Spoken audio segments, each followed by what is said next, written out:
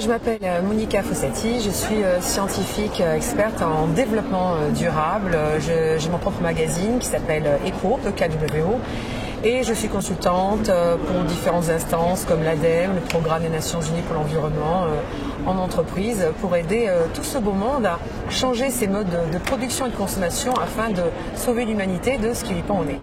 Une mode éthique, c'est une mode qui commence à se poser des questions sur ces modes de production, tout simplement, qui se dit, tiens, quand je fabrique de telle et telle façon, il y a un impact sur l'environnement, ou bien un impact social, sociétal, ou bien un impact sur celui ou celle qui va porter le vêtement.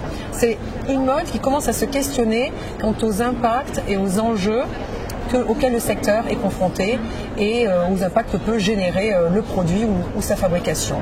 Donc on a plein de formes autour de nous d'initiatives qui vont dans ce sens. On va avoir des personnes qui vont travailler le coton biologique, la laine naturelle.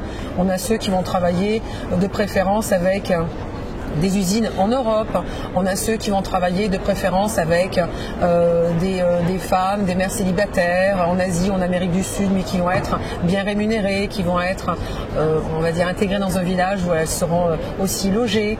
Enfin bref, c'est à un moment donné cesser de considérer l'être humain et l'environnement comme des réceptacles à tout et n'importe quoi et de trop user et abuser. On n'attend pas que les réglementations s'imposent, on n'attend pas d'avoir fait un point sur tout ce qui était nocif pour l'environnement et pour l'homme. Nous, on est proactifs.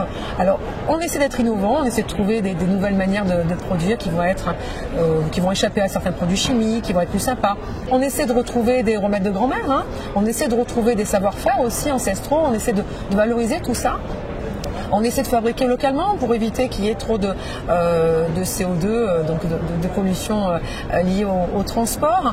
On va être plus transparent dans les échanges que l'on a avec l'autre. On va être capable de donner une traçabilité au produit. On pourra dire d'où vient le coton, par où est passé le produit, qu'est-ce qu'il y a eu de collé dessus. Donc la mode éthique, finalement, c'est un petit peu tout ça. C'est ceux qui essaient d'approcher par une porte ou l'autre toutes ces thématiques.